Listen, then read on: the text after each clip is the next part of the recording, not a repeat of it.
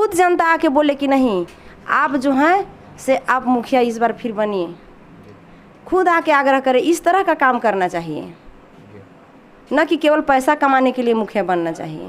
मैं संघर्ष करूंगी कि जो भी मेरे यहाँ का है वो कभी बाहर कमाने नहीं जाए, उनको यहाँ मैं रोजगार दिलाने का काम करूंगी। नमस्कार, पंचायत चुनाव की शुरुआत हो चुकी है।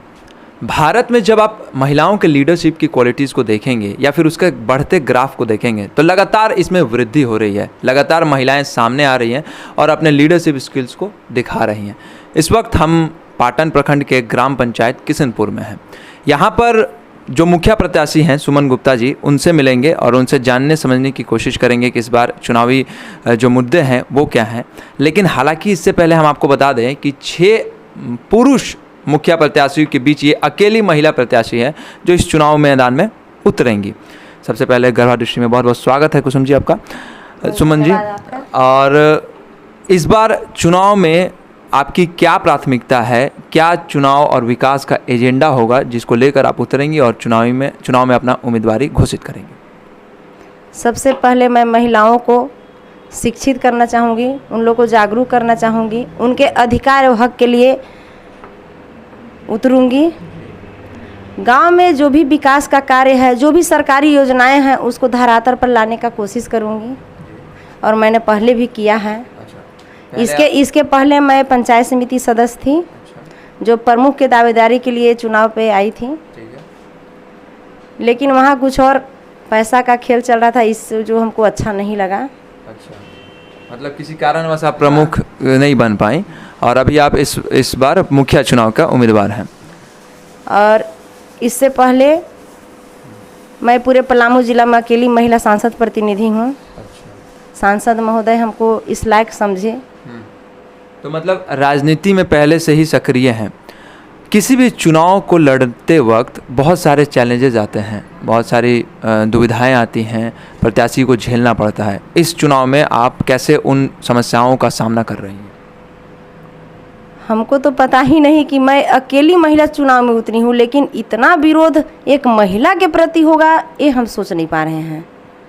कि जितने सारे प्रत्याशी हैं सिर्फ मेरे ही पीछे पड़ गए हैं कि महिला है वो रात में 12 बजे दौड़ नहीं पाएगी, वो फैसला नहीं कर पाएगी, रात में कोई बेटी बहू को उठा कर ले जाएगा उसको सुरक्षा नहीं प्रदान कर पाएगी। जितने व्यावसायिक लोग हैं उसको डराया धमकाया जा रहा है कि आप असुरक्षित हो जाइएगा। एक महिला क्या कर पाएगी? कोई भी दुकानदार को मार के पीट के चला जाएगा। और इतना भी नीचे गिरते गिरते इतना नीचे उन लोग गिर गया है कि मेरे चरित्र पर उंगली उठाना शुरू कर दिया है कि उसके हस्बैंड जो है सो साथ में नहीं चलते हैं। मेरे हस्बैंड सरकारी नौकरी है तो हम उनको साथ में लेके उनका नौकरी खा जाएं। वो सरकारी अफसर हैं, इस वजह से वो उनका पोस्टर में नाम नहीं आ सकता है, लेकिन इस वजह से आपके चरित्र पे सवाल उठाए जा रहे हैं जो बहुत ही दयनीय है। मतलब इस सोच के एकदम अजीब लगता है अंदर से, क्या औरत होना एक पाप है? अरे आप जो हैं, आज एक पुरुष जो है वो कहाँ से आए? आसमान से टपके हैं कि एक औरत के पेट से ही निकला है? वो जो हमको जो बोल रहा है वो अपनी माँ को गाली दे रहा है। जी, तो मतलब एक महिला होने के नाम पे इनको डराया जा रहा है, इनके चरित्र पे सवाल उठाया जा रहा है, साथ ही साथ इनको असमर्थ समझा जा रहा है क्योंकि ये सिर्फ महिला हैं। ये बिल्कुल छोटी सोच होगी मेरे ख्याल से, क्योंकि बतौर महिला जब मैंने शुरुआत ही इस पे की है कि भारत में महिलाओं के लीडरशिप्स को जब आप देखेंगे तो लगातार उसमें उन्नति हो रही है, लोग सामने आ रहे हैं और महिलाओं को ज़्यादा रिजर्वेशन मिल रहा है, सीट्स मिल रहे हैं, तो लीडरशिप दिखा रहे हैं, नेता बन रहे हैं।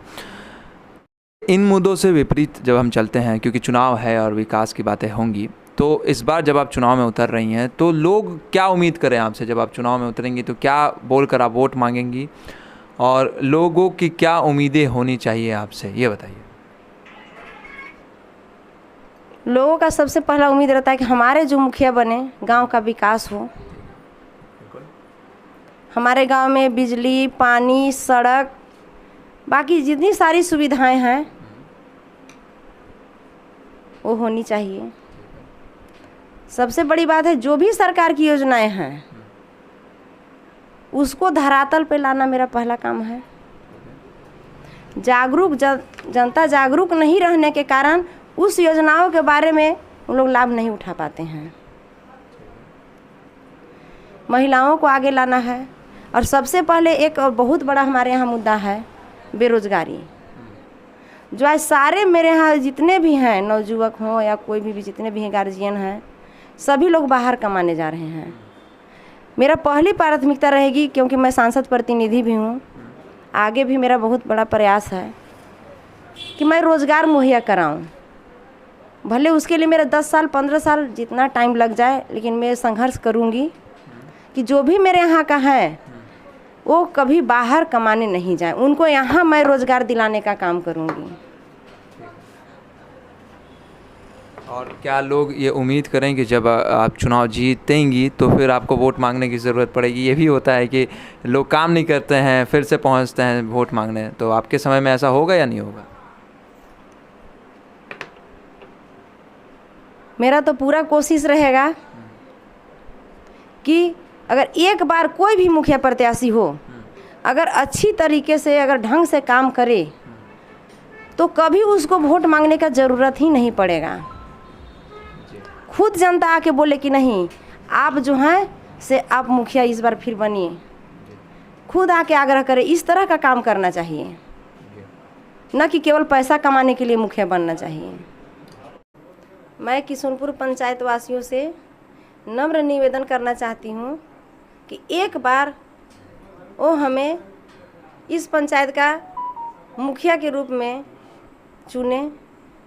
मैं उन लोगों के लिए बहुत आभारी रहूँगी, उन लोगों के लिए विकास का कार्य करूँगी, कभी भी शिकायत का मौका नहीं दूँगी। मैं उन लोगों से किसी अफवाह पे नहीं उड़ें, कोई भी डराया धमकाया जा रहा है उस पे नहीं डरें। और मेरा चुनाव चिन्ह